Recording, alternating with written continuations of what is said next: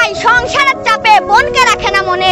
বোনের মনটা একটু আলাদা, ছুটে আসে ভাইয়ের টানে। অনেকদিন পরে ভাই যখন বোনের বাড়িতে যায়, ভাইয়ের চেহারা দেখে বোনের মনটা জুড়ায়। ভাই তুমি বোনের বিয়ে দিয়ে তোমার দায়িত্ব করিও না শেষ, মাঝে মাঝে বোনের খোঁজ খবর নিও, শ্বশুর বাড়িতে আছে কি বেশ। মোটর সাইকেল পেলে মাথা ঠিক থাকে না কিছু অল্প বয়সের পোলাপানের, মেয়ে দেখলে শুধু পিকআপ টানে, মূল্য দেয় না জীবনের। তুমি যদি খুঁজো জীবন পাড়ি দেওয়া শর্টকাট রাস্তা, অকালে ধ্বংস হবে তুমি, তোমার জীবন হবে সস্তা। অতিরিক্ত কোনো কিছুই জীবনের জন্য ভালো না, একটি দুর্ঘটনা সারা জীবনের কান্না। বর্তমান সমাজের স্মার্ট মেয়েদেরকে যদি তুমি করো বিয়ে, সংসারের কাজ তো করবেই না, সারাদিন কাটাবে মোবাইল চালিয়ে। স্মার্ট মেয়েটি বাপের বাড়িতে কখনো তার মায়ের কাজে সাহায্য করে নাই, অথচ শ্বশুর বাড়ি গিয়ে শাশুড়ির কাজে সাহায্য করবে, এটা তো তার কল্পনাতেই নাই। স্মার্ট মেয়েটি শিক্ষিত হতে পারে, তবে সংসারের শিক্ষা বিন্দু মাত্র নয়।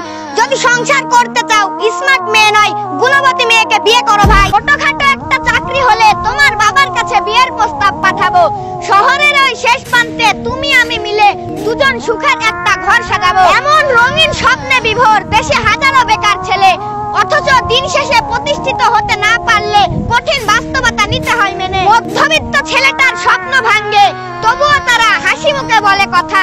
কোনদিনও কি হেনার বাবা বুঝবে প্রেমের সমাধি ভাঙার ব্যথা? সবাই শুধু সুন্দর নারী খুঁজে, কেউ গুণের কদর করে না। জীবনে সংসার করার জন্য গুণের প্রয়োজন, সৌন্দর্য সারা জীবন থাকে না। জীবন সঙ্গীর গুণ থাকা দরকার, শুধু সৌন্দর্য থাকলেই হবে না।